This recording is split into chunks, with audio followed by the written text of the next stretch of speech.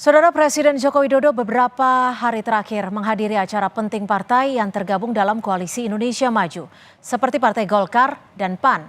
Nanti malam juga dijadwalkan hadir di Kongres Partai Nasdem. Apakah ini bagian dari upaya Jokowi untuk menanamkan pengaruhnya ke sejumlah partai di penghujung masa jabatan? Kami akan membahasnya dengan anggota Dewan Pembina Golkar 2019-2024 Bang Ridwan Hisyam dan juga Direktur Eksekutif Lingkar Madani Bang Ray Rangkuti. Selamat petang Bang Ridwan, Bang Ray, terima kasih sudah bergabung bersama kami di Kompas Petang. Selamat sore. Selamat sore. Saya Dewan Pakar Mbak ya, bukan Dewan Pembina. Oh Dewan baik Bang Ridwan, ya, Dewan yang Pakar. Sudah selesai pada saat Munas kemarin, sudah selesai masa waktunya. Baik, terima kasih Bang Ridwan. Bang Ray, saya mau yang hangat ini adalah ketika Pak Prabowo, Presiden terpilih, dalam pidatonya bilang ada pihak yang haus kekuasaan. Dan ini bisa sekali merugikan bangsa dan negara. Menurut Anda pertanyaan Pak Prabowo ini ditujukan kepada siapa? Iya, tentu saja kita sulit untuk menjawabnya karena beliau tidak memberi sinyal yang kuat. Nah, cuma kalau kita melihat dari aspek perjalanan dalam beberapa waktu terakhir ini, saya kira setiap orang mungkin bisa membuat semacam kesimpulan siapa sih sebetulnya yang sedang dibidik oleh Pak Prabowo itu gitu. Nah, mungkin beberapa indikator ini bisa menolong kita untuk bisa melihat apa yang dimaksud oleh Pak Prabowo. Pertama adalah siapa sih sebetulnya yang berkuasa di Republik ini saat ini kan? Itu. Nah, yang kedua masih segar di dalam ingatan kita misalnya gelombang keinginan untuk menambah masa jabatan presiden 3 periode atau menambah masa jabatan presiden dari 5 tahun jadi 7 tahun begitu ya. Lalu soal ini itu sampai kepada peristiwa yang sehari atau 2 hari yang lalu kita alami, di mana demonstrasi yang begitu besar, begitu luas ya terjadi di Indonesia, dan saya kira itu salah satu demo terbesar pasca 98 ya. Tapi Bang Ray, kalau Anda menyebutnya tidak dibilang secara spesifik oleh Pak Prabowo, lalu Pak Prabowo mengatakan ini, mengeluarkan statement ini, apakah memiliki makna atau pesan tersendiri? Sebagai presiden terpilih, apapun tindak tanduk ya, ucapan dan sebagainya dari presiden itu bisa diterjemahkan dalam kerangka politik. Apalagi dalam forum resmi seperti Kongres atau Muktamar atau Munas partai politik. Tentu pidatonya bukan pidato yang bercanda gitu ya, pidato yang serius. Apalagi yang kita tangkap dari pidatonya Pak Prabowo tadi malam itu diungkapkan dengan nada yang sangat serius gitu. Artinya memang Pak Prabowo melihat mungkin di lingkaran kekuasaan apakah yang berada di dalam lingkungannya atau mungkin di luar lingkungannya terjadi semacam perlombaan yang begitu kuat untuk mendapatkan apa yang disebut dengan kekuasaan itu gitu. Nah, siapakah dia? Kita nggak bisa pastikan, seperti yang saya sebut tadi, beberapa indikator mungkin dapat membantu kita untuk bisa kesimpulan bayangan lah siapa kira-kira sebetulnya yang dimaksud oleh Pak Prabowo itu gitu. Salah satunya seperti yang saya sebut, yang berkuasa saat ini siapa gitu ya. Yang kedua, isu-isu yang muncul dalam jabatan setidaknya dalam setahun terakhir 3 periode masa jabatan presiden diperpanjang ya, lalu anak presiden menjadi wakil presiden, isu soal revisi undang-undang pilkada gitu. Itu saya kira bagian dari yang memungkinkan kita untuk sampai kepada satu tahapan bayang-bayang atau satu rumusan bayang-bayang siapa yang dimaksud oleh Pak Prabowo itu gitu. Kalau Bang Ridwan menilainya seperti apa? Partai Golkar melihat ucapan atau statement Pak Prabowo seperti apa? Jadi ini pendapat saya ya sebagai mantan Dewan Pakar Partai Golkar periode 5 tahun yang lalu. Saya tidak mau berandai-andai, tapi saya tahu bahwa Pak Prabowo ini adalah tentara dan juga kader Golkar sejak awal sebelum adanya Partai Gerindra. Dan saya bersama Pak Prabowo itu cukup lama, sejak masih kolonel, zaman waktu masih KNPI, yang terpilihnya Cahyokumolo, kami sudah bertemu, apalagi pada saat terjadi rencana calon presiden 2004, Pak Prabowo adalah salah satu kontestan yang dari Golkar pada waktu itu tahun 2003, saya bersama-sama terus. Saya melihat apa yang disampaikan Pak Prabowo itu ya ke Golkar, nggak usah ke tempat lain. Karena dengan segala kekuasaan yang dipakai, dengan apa yang terjadi, ya itulah yang terjadi di Golkar kemarin, Munas. Saya ini salah satu orang, bukan salah satu ya, satu-satunya orang yang berani mendaftarkan diri sebagai calon ketua umum. Dan saya kira tidak perlu lagi meragukan saya ke Golkaran. Saya masih mahasiswa, sudah Golkar, aktivis pemuda, sampai ketua Golkar Jawa Timur. Terus tidak pernah berhenti.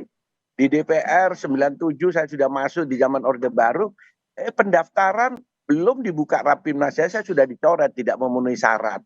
Nah inilah yang saya bilang adalah menggunakan kekuasaan dengan sewenang-wenang karena ingin kekuasaan itu tidak boleh direbut oleh orang lain. Jadi calonnya harus tunggal dan aklamasi. Nah, itulah. Jadi yang menurut tadi Anda disampaikan. maksud dari Pak Prabowo siapa ini yang ditujunya Ya, nih saya siapa? tidak mau nyebut nama, saya tidak mau nyebut nama, tapi saya tidak mau juga melihat bahwa ini terlalu luas. Saya lihat ke Golkar sendiri. Kita harus melihat di Golkar itu kemarin Munas itu tidak ada Munas. Belum dibuka, saya sudah dicoret kok pendaftaran. Kalau dibilangkan saya tidak memenuhi syarat 30%, itu ADRT kan harus dibahas dulu di Tapi kan Munas. Baru Tapi di pemilihannya, sisi lain Pak Jokowi juga sempat bilang bahwa Partai Golkar adalah partai yang paling teduh dari parpol lain.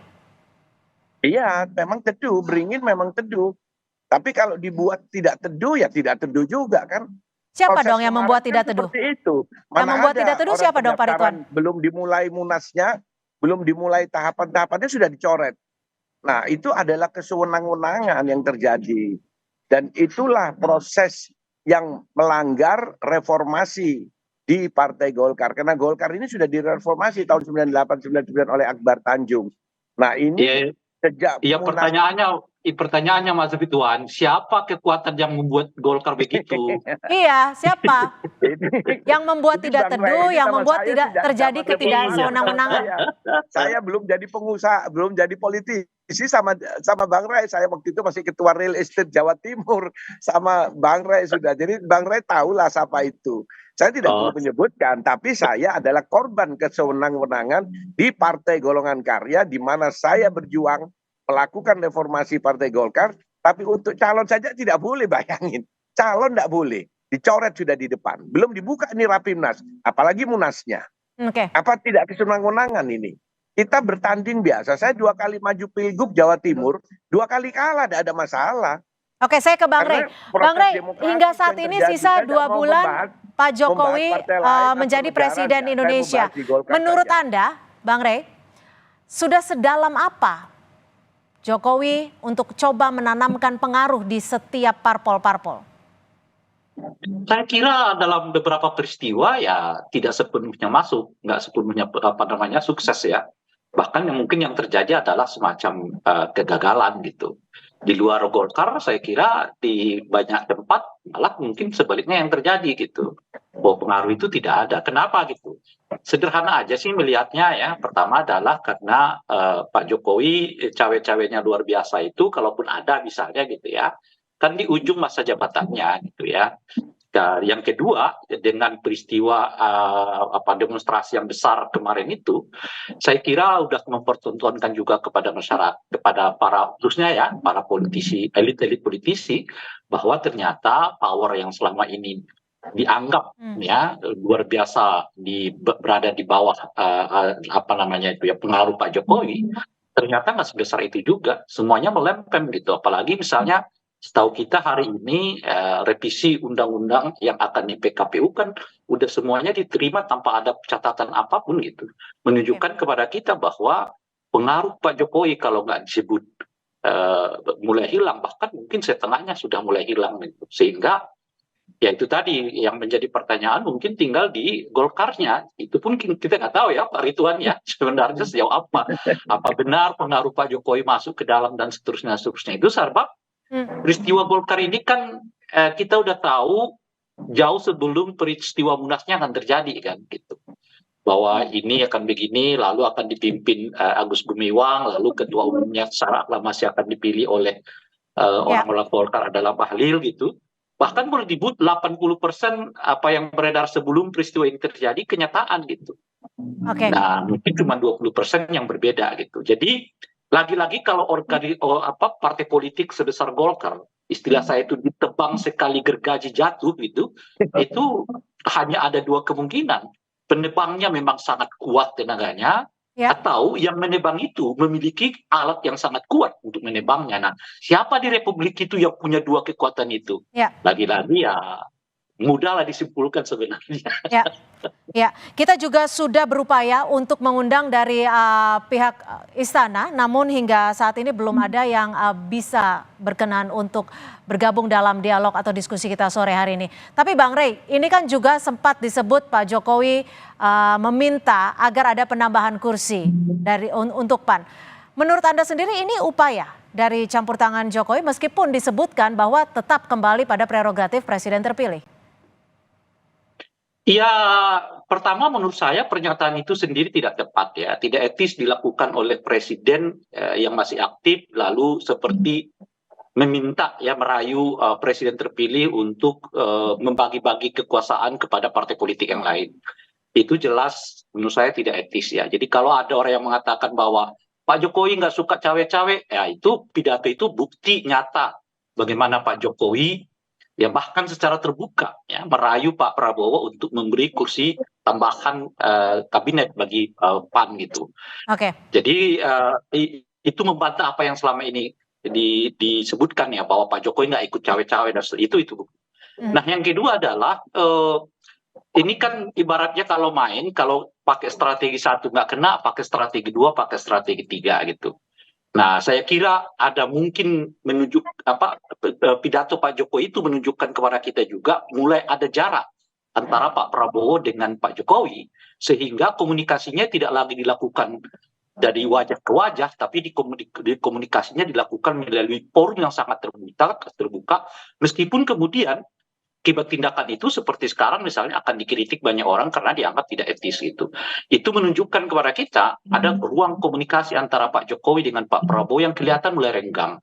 Sehingga Pak Jokowi membutuhkan forum seperti penutupan Munas PAN untuk menyampaikan apa yang disebutkan seperti tadi malam itu gitu. Ya, Bang Ridwan, lalu jika disebut hubungan Pak Prabowo dan Pak Jokowi sudah tidak begitu baik lagi seperti yang disampaikan Bang Rey, lalu bagaimana saat ini Golkar untuk membentengi diri agar tidak ada pengaruh pihak luar?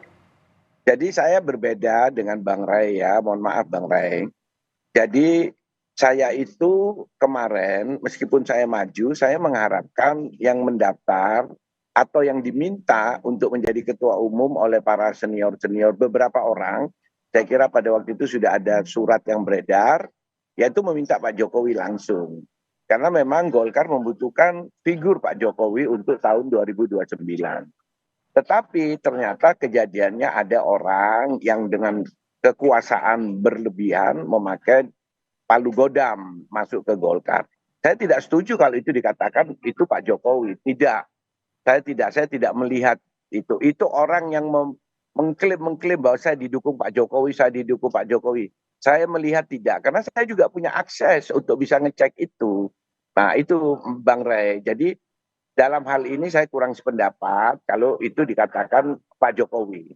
Nah masalah Pak Jokowi dengan Pak Prabowo, saya juga tidak melihat itu karena ini ada satu komitmen. Saya selalu menyatakan di dalam WA, salam 3 periode. Baik. Salam 3 periode itu artinya periode ketiga itu tetap keberlanjutan. Dalam hal ini Pak Prabowo dan Gibran. Ya. Oleh karena itu Pak Prabowo itu adalah memang melanjutkan program-program Pak Jokowi. Jadi tidak mungkin Pak Prabowo akan menyimpang karena itu menjadi komitmen bersama pada saat itu. Itu Bang Rey, mohon maaf analisanya mungkin berbeda. Baik, kami sudah tangkap. Ya. Baik, terima kasih Bang Ridwan Hisam dan juga Bang Rey Rangkuti sudah memberikan perspektif pada sore hari ini. Selamat sore.